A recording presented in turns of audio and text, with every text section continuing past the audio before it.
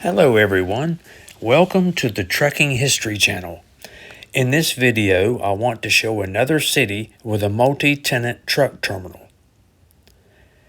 In previous videos, I showed one multi-tenant truck terminal in Indianapolis, Indiana. It was called the Indiana Motor Freight Terminal and was used by about a dozen motor carriers. In another video, I showed another one, a much larger one, this time in Chicago, Illinois. As explained in that one, that terminal was used by freight lines who, for whatever reason, did not want the expense of maintaining a terminal of their own. The Chicago terminal fit the bill for several carriers. If you missed these videos or simply want to see them again, at the end of this video, I'll leave links for them. Today I'll show you not one multi-tenant truck terminal, but 3 of them. They're all in the same metropolitan area and operated by the same organization. Why 3? 3 solved the problem that this one city was experiencing.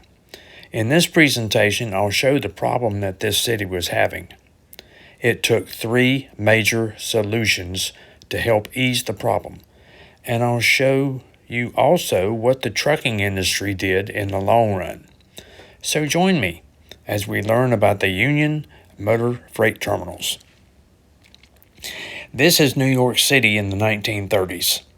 The city had a growing problem: congested streets, no space to expand.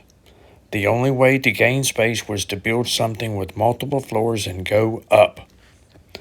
Cars, buses, and local delivery trucks were causing a mess with traffic on the streets.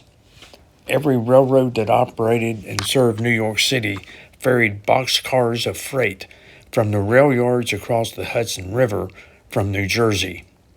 At each pier, local delivery trucks would pick up freight for delivery throughout New York. At first, there were 2 solutions to solve the problem with congestion at the West Side piers.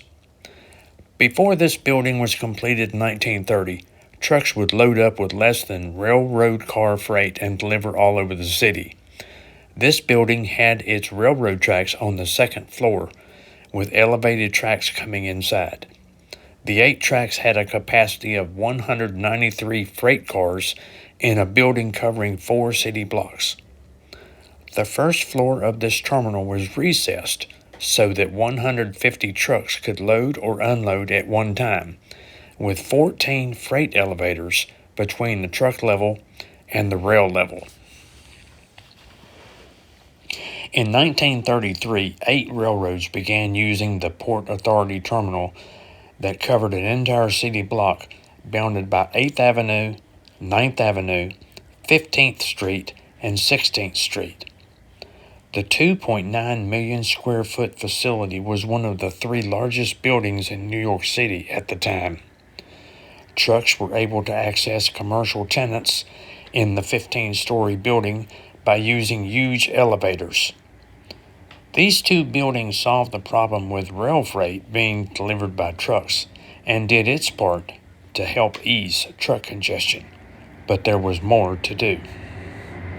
It was during this time when the trucking industry and common carriers were becoming interstate in their operations.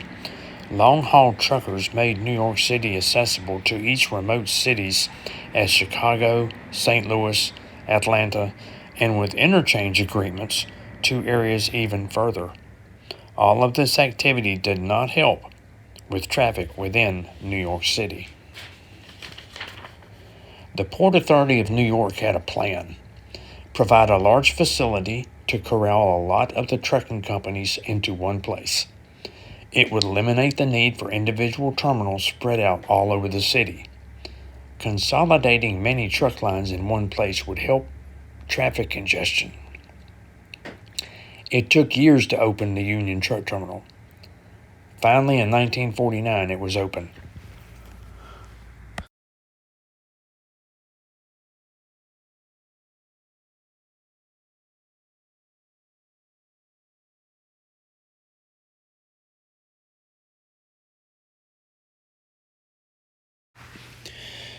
Located near the Holland Tunnel, it covered an entire city block along West Houston Street, Greenwich Street, Washington Street, and Spring Street.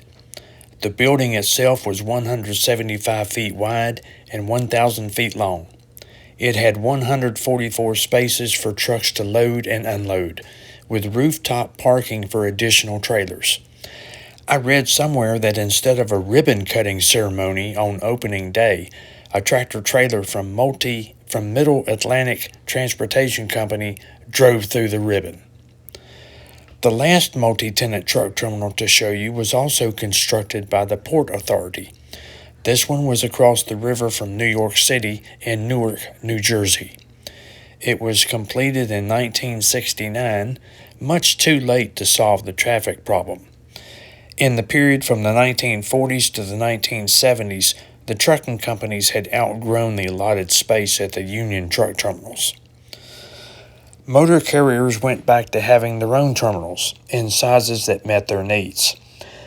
Branch Motor Express moved from Manhattan to their own terminal on Maspeth Avenue in Brooklyn.